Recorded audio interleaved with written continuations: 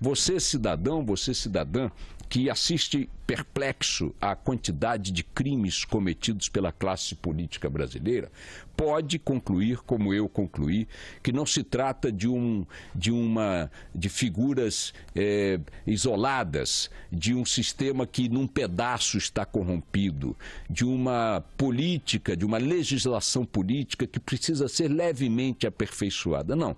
A política brasileira está de fato tomada por quadrilhas partidárias, com raras exceções, com raríssimas e inócuas exceções, que transformaram a política brasileira numa atividade criminosa, permanentemente. É só olhar para qualquer político, para qualquer Câmara, para qualquer Assembleia, olhar a quantidade. E aí vocês vão dizer, bom, mas isso é uma criminalização generalizada? Não, eu não estou nem me referindo aos crimes clássicos.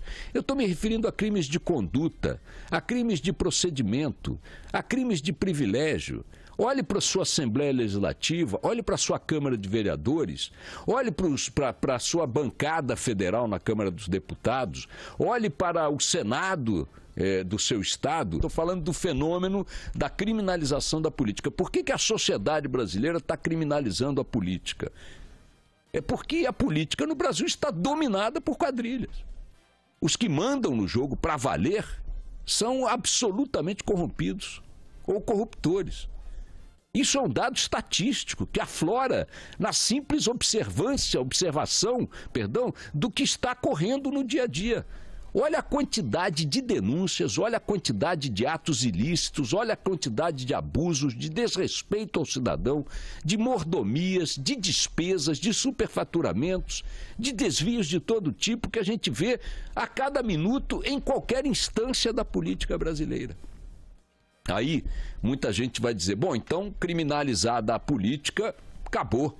Vai ser o único país do mundo, a única sociedade do mundo que poderá pretender organizar-se sem a política. Não, não, definitivamente não. Nós não estamos cometendo nenhum erro quando criminalizamos a política praticada no Brasil há muito tempo. Nós não estamos cometendo nenhum erro quando criminalizamos a classe por inteiro, porque ela predominantemente é assim. Ela comete e vive de atos ilícitos, de mentir, de roubar, de desviar, de superfaturar. Este é um aspecto que está no cotidiano da política brasileira. Nós poderíamos dizer, como em muitos outros países, vez por outra, um político é flagrado fazendo uma maracutaia. Aqui não é vez por outra. Aqui é todo dia, todo instante, todo minuto. A mulher que brada por moralismo quando vota na sessão do impeachment, pouco importa o seu voto, pouco importa em que ela tenha votado, mas o discurso dela era em defesa da moral. 2 semanas depois, ela e o marido estão praticamente presos. Aliás, o marido foi preso. Estão respondendo ao processo por dizer, não, mas esse caso é isolado. Não é. Quantos mais vocês querem que eu cite? Em qual instância vocês querem? Na Câmara dos Vereadores de sua cidade? Na Assembleia Legislativa do seu estado? Querem que eu cite algum caso? Me dá 10 minutos que eu pesquiso e acho. Então, não é a população brasileira, ministro Toffoli e ex-presidente Lula, que está criminalizando a política. Os políticos brasileiros é que transformaram a política brasileira num antro de criminosos. Isso não quer dizer, e nem eu estou aqui querendo dizer isso, que a política seja evitável. Nós não podemos evitar a política. A política é a forma que as sociedades encontraram de conduzir, de mediar seus conflitos e organizar a sociedade em torno disso. Os políticos são os agentes também indispensáveis deste processo. E os partidos são indispensáveis também porque permitem a organização dos grupos de forma democrática para os seus antagonismos, para as suas discussões, para a procura de soluções. Então, está claro que não há alternativa à política. Não há alternativa aos políticos. Não há alternativa aos partidos.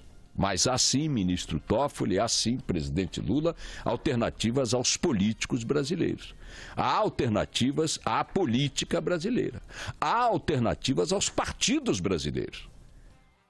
Tenta criminalizar a política nos Estados Unidos.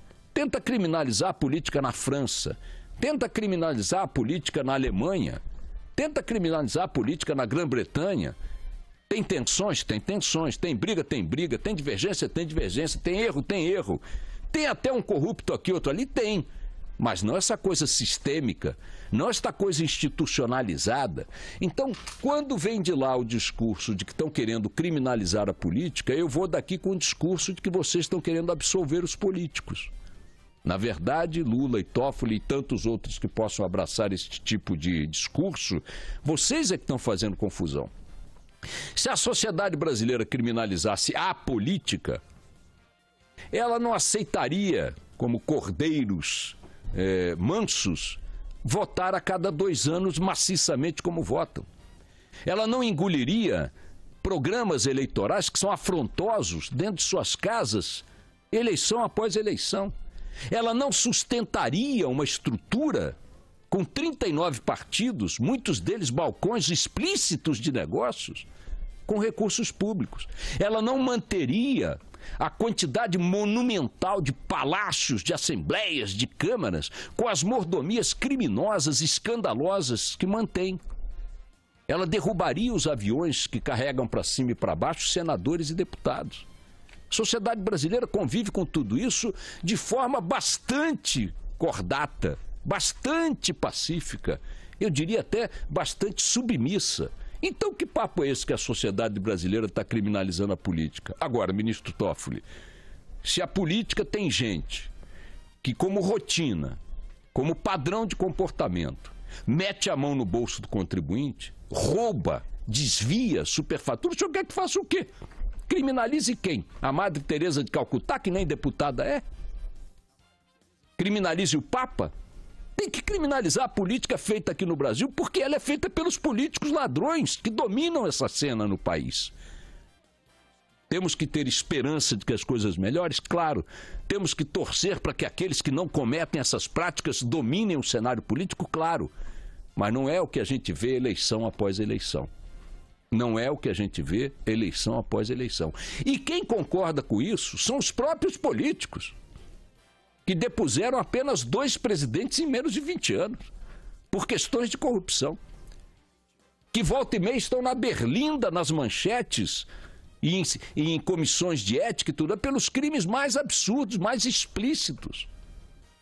Então, não se trata absolutamente, não se sinta, meu caro ouvinte, constrangido quando sentir catinga esquisita do ambiente político. Ela procede. Ali as coisas estão putrefatas. E estão porque os políticos assim querem que permaneçam. Prova está que a tal reforma política não sai da gaveta.